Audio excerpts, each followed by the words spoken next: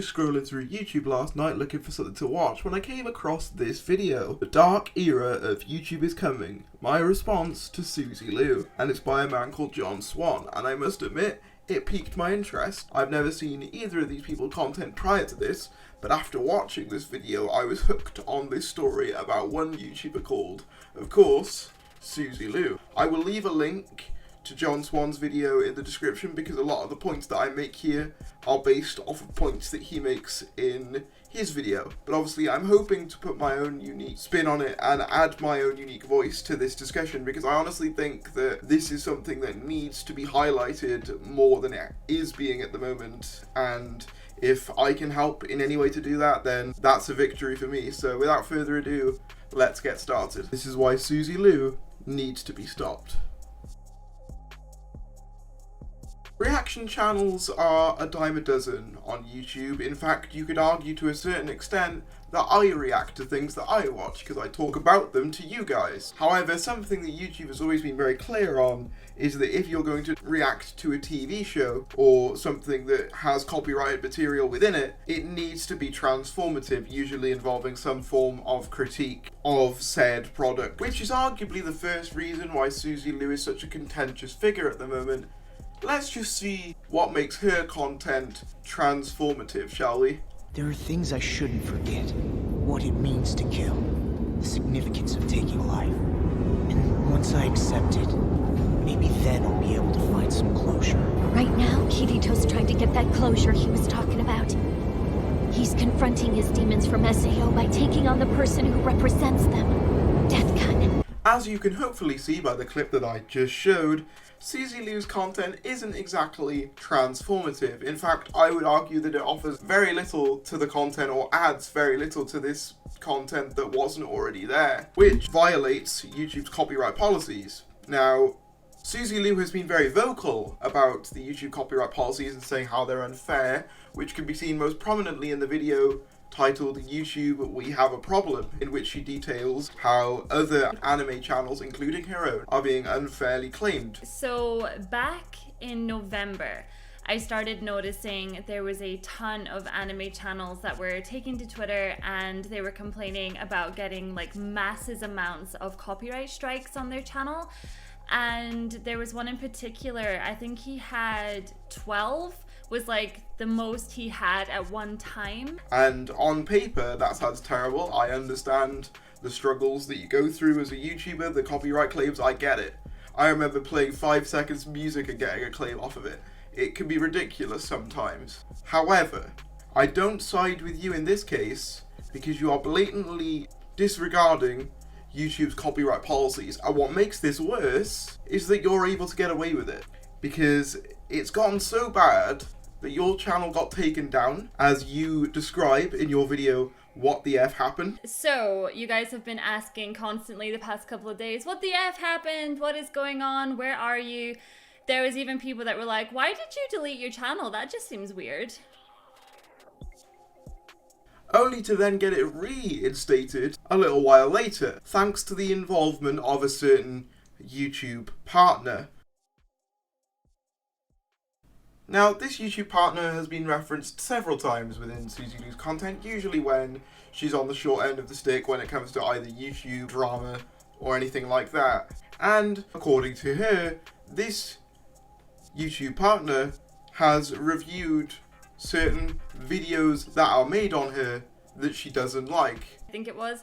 So there was me just like, oh God, just double check and see if everything's gone up okay. You know, I always tell myself to not check my YouTube like right before I go to bed because I get kind of sucked in and I want to like read some comments or like your comments and things like that. And I went to check it and it was like account suspended. And I was so drunk and I was just like, what? I was like, how? What? I was like, I don't have enough strikes on my channel for that to be a thing, for one. And then I was like, I must be drunk. I must just be really drunk. So anyway, I passed out, went to sleep. And then by the time I woke up the next day, I was like, are you joking? Okay, I was like, what happened? So I had no emails whatsoever to tell me why it had been suspended. I had no emails to even tell me had I, got more strikes or anything like that. I had no emails whatsoever. So I basically phoned up my YouTube partner manager and I was like, what the heck's going on? And I felt so bad because obviously people are on holiday. YouTubers, what's a holiday to us? But my partner manager and then all the people that work with him they're supposed to be on holiday until next week. So they went straight back into office and they found out what happened, and basically the strikes that we did get had to get countered again, so that's fine. But it actually turns out that the reason the channel got terminated was nothing to do with the strikes whatsoever. It was a YouTube fault. And getting them taken down, essentially giving her preferential treatment over other content creators. Now, if the content that she was saying was harassment or bullying is what she claims it as, if it was that, I wouldn't have an issue with her taking it down. She's well within her right, as any of us would be if we felt like a video was harassment or bullying. We're fully within our rights to report that to YouTube. However, I've seen the said video that she says is harassment or bullying, and I will say that, to me, it's by no means harassment or bullying. There is a difference between making a joke at someone else's expense and bullying. There is a difference between those two things. The takedowns have gotten so bad. One person literally typed in Suzy Lu's name in a video, and the top search result was a search result that she didn't like, and she got that video taken down. That was the main reason behind that video getting taken down, was the fact that one of the search results she didn't like, so she got that entire video taken down. And this is just one instance of Suzy Lu being offered preferential treatment on YouTube when opposed to other content creators, much bigger content creators, I might add. So much so, in fact, that recently she was featured in YouTube Rewind. And people who are so-called Suzy superfans are getting special rewards from YouTube. Now, when you add the context that I just mentioned about her having a YouTube partner, about these videos getting taken down that she doesn't like, all of that stuff, the Suzy superfan, the Rewind appearance, it all starts to seem a little bit suspicious. Which is why I wanted to call attention to it in this video, because if there is anyone out there who happens to watch this video, who happens to see it, who maybe works at YouTube, or is maybe working from home for YouTube, because obviously, because of self-isolation and stuff like that, obviously you're not in the offices. If there is anything that you guys could do to stop this, figure out who this person is who's giving Suzy Lu preferential treatment.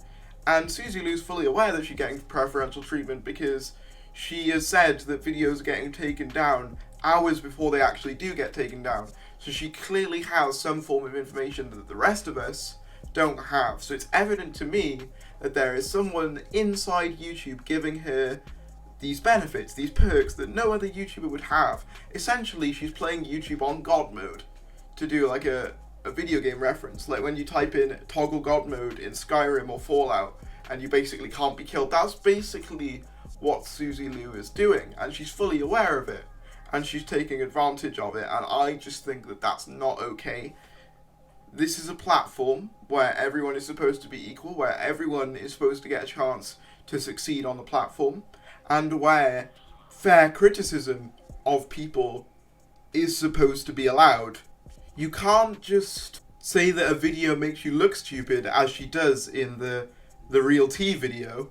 I came across a creator that I was really unhappy with how he had used my video. Like, it wasn't a video that was criticizing me in any way. He took my Let's Play to then put at the start of his Let's Play, but only to make me look stupid.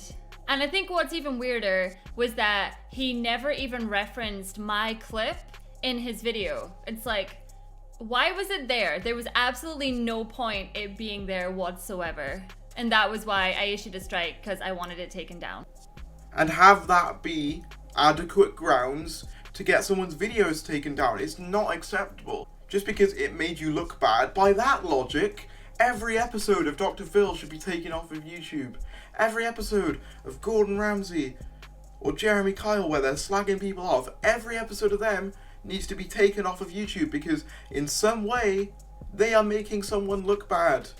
Imagine if YouTube implemented what this woman wants. It would essentially mean the death of the commentary YouTuber genre.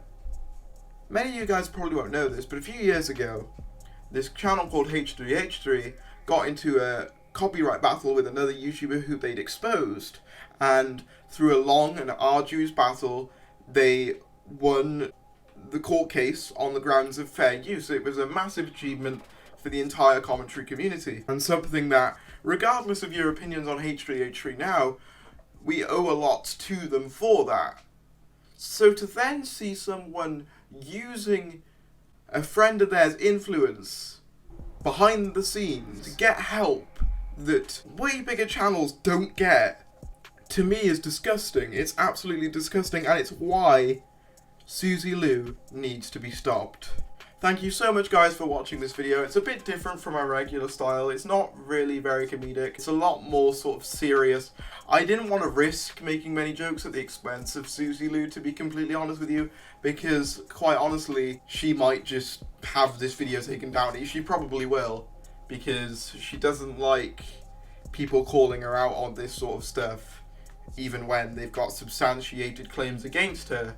There's also stuff about her Patreon, about her like selling full episodes of anime on her Patreon, and her Discord as well. It's all very messed up. I'm not going to get into that because quite frankly I don't know enough about that. But as I said, I will be leaving John Swan's video in the description, so if you want to learn more about this situation, I'd highly recommend subscribing to him. And if you did enjoy this more relaxed take on this whole situation, be sure to give it a like, comment down below your thoughts on this situation. I'd be really interested in this case in particular to hear what you guys think about this. As always, I'm going to set a like goal. If we could get 20 likes, I would be over the moon with that. Obviously, I've been trying a lot of new content recently, and honestly, it's been so warming to just see a lot of you really enjoying it. Obviously, I know it's not the same as what it was before, but I'm really enjoying what I'm doing right now, even though I just got off of a massive rant. I am genuinely enjoying what I'm doing right now, and I hope that you guys are enjoying it as much as I am enjoying making it. But with that said guys, thank you for watching, and I will see you later.